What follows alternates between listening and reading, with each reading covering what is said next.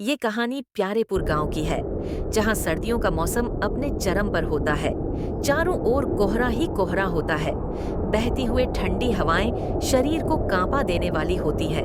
सर्दी का एहसास हर सांस के साथ होता है। गांव के चौतार पर कुछ लोग आग ताप रहे होते हैं, जो उन्हें ठंड में गर्माहट का एहसास दिलाता है। लकड़ियों की जलती आवाज और ताप उन्हें सर्दी से राहत देती है। इस बार तो ठंड बहुत ही बढ़ गई है भाई। और इस ठंड में तो खेतों में काम करना भी मुश्किल है। अभी तो ठंड की शुरुआत है, सर्दी का तो मुश्किल समय बाकी ही है। हाँ भाई, सही कहा। पिछली रात तो ठंड में ही सोकर गुजारा।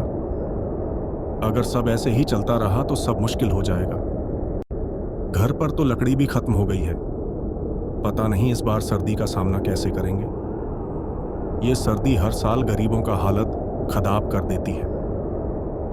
इसी गांव में इमामू का एक छोटा सा परिवार रहता था। परिवार में एक उसकी बुद्धि माँ और उसके पत्नी रहती थी। इस गणगानाथी ठंड में सब आग ताप रहे थे। कमरे में जलती लकड़ी के अलावा कुछ नहीं था। लकड़ियों से उठती हल्की हल्की चिंगारियां उन्हें ठंड से बहुत राहत देती थी। भाग्यवान, हर बार ऐसी ठंड नहीं पड़ती थी। इस बार तो बहुत ठंड पड़ रही है। अब लकड़ी भी नहीं है। ठंड का कहर से पता नहीं आगे क्या होगा। क्या करे भाग्यवान, ठंड में काम करना भी मुश्किल हो जाता है। बाहर कोई भी ठंड में काम नहीं करता, लेकिन मुझे काम पर जाना होगा। अजी, आप इतने ठंड में काम करने न जाए तो ही बेहतर है। मुझे तो आपकी बहुत चिंता हो रही है। क्या करूं भाग्यवान, अगर काम पर नहीं जाऊंगा तो घर कैसे चलेगा। मुझे जाना ही पड़ेगा। ठीक है भाग्यवान, चलो अब मैं चलता हूँ। घने कोहरे ठंड में इमामू काम करने चला जाता है। इतनी ठंड में काम करते करते इमामू का हाथ पैर सुन्न होने लगा था। इमामू से ठंड के कारण अब काम नहीं हो रहा था, फिर भी वह अपना काम कर रहा था। तभी गांव के सेठ झूलन सरपंच आते हैं और लालच के साथ कहता है, अरे ऐसे तुम खरा क्यों हो? ऐसे काम नहीं चलेगा। तुम अपना काम करो, वरना मैं काम से हटा दूंगा। सेठ जी, ठंड में मेरा हाथ पैर काम करना बंद कर दिया है, इसलिए थोड़ा हाथ पैर को गर्म कर रहा हूँ। ऐसे यह नहीं चलता। अगर ज्यादा ठंड लग रही है तो जाओ, घर जाकर चादर ओढ़ लो। काम करना है तो सही से करो, वरना छोड़ दो। ठीक है सेठ जी। ये कहकर इमामू अपना काम करने लगता है और जैसे तैसे काम करके घर वापस आता है तो रास्ते में कुछ लोग आग तपते हुए मिलते हैं। अरे इमामू भाई, आप तो लग रहे हो कि बर्फ में फंसे हो। हाँ भाई, इस ठंड में तो सबका वही हाल है। नहीं भाई, मैं तो घर जा रहा हूँ, बस काम करके थक गया हूँ। मैं तो ज्यादा बाहर कहीं नहीं जा रहा हूँ। इस ठंड में काम करना सही नहीं होगा। अगर ठंड लग गई तो फिर दिक्कत हो जाएगी। अब क्या ही कर सकते हैं जब तक ये ठंड है। हाँ भाई, वो तो है, लेकिन काम तो करना ही पड़ेगा, क्योंकि अगर काम नहीं करेंगे तो घर कैसे चलेगा। ठीक है भाई, अब मैं चलता हूँ। ये कहकर इमामू अपने घर पहुंचता है और कहता है,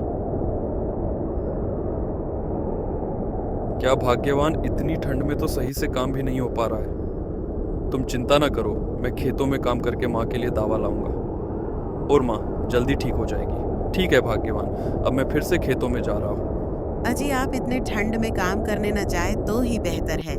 मुझे तो आपकी बहुत चिंता हो रही है। इमामू अपने दुख सुख को देखते हुए और सोचते हुए खेतों में काम करने चला जाता है। तभी कुछ देर बाद वहां झूलन सरपंच आते हैं। झूलन सरपंच को देख इमामू थोड़ा चिंता से बाहर आता है। तभी इमामू कहता है, अरे सरपंच जी, आप आ ही गए। मैं आप ही के बारे में सोच रहा था। सरपंच जी, मेरी माँ का तबीयत खराब हो गया है और मुझे पैसे की भी ज़रूरत है। मुझे माँ के लिए दवा ले जाना है। आप मुझे कुछ पैसे दे दीजिए। अरे इमामू, मुझे जवाहर सरपंच समझ रहे हो क्या? मैं ऐसे फ्री में तुम्हें इतने पैसे कहाँ से दे दूं? अगर पैसे की जरूरत ही है तो अपना घर मुझे दे दो और पैसे ले लो। फिर धीरे धीरे कम कर मेरे पैसे साधा देना और अपना घर ले लेना। ठीक है सरपंच जी, मैंने आपके बातों को स्वीकार किया। अब जल्दी से मुझे पैसे दे दो ताकि मैं माँ के लिए दवा लेकर जाऊँ। इमामू उनसे पैसे लेकर घर जाने लगता है। थोड़ी देर बाद वह अपने घर पहुंच जाता है और अपने पत्नी से कहता है, भगवान, मैंने अपने घर को सरपंच जी को दे दिया है। माँ की तबीयत ठीक होते ही हम लोग उनके पैसे वापस कर देंगे। अब मैं जा रहा हूँ दावा लाने। इमामू चला जाता है अपने माँ का दावा लेने, लेकिन उसे रास्ते में ही ठंड लग जाती है और इमामू नीचे जमीन पर गिर जाता है। कुछ समय बाद लोगों का भीड़ लगने लग जाता है। उसकी पत्नी को ये बात जैसे ही पता चलता है, वह तुरंत आती है और जोर जोर से रोने लगती है। हालांकि इमामू कुछ समय बाद ठीक हो जाता है और उसकी माँ भी।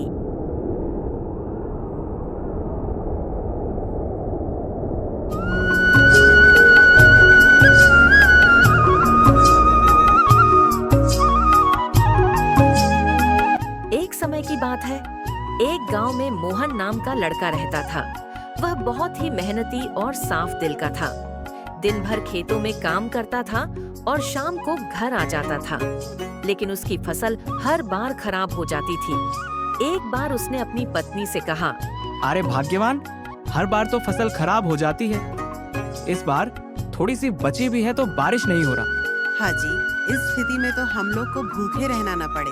राशन भी नहीं है, पता नहीं ये सब कब ठीक होगा। समझ नहीं आ रहा अब मैं क्या करूं। चलो भाग्यवान, मैं सेठ जी के पास जाकर कुछ पैसे मांगता हूं। अरे मोहन, बेटा कहाँ जा रहे हो और इतना तनाव में क्यों दिख रहे हो? मोहन ने अपनी सारी बात उन्हें बताई कोई बात नहीं मोहन, ऊपर वाले तुम्हारा जरूर सुनेंगे।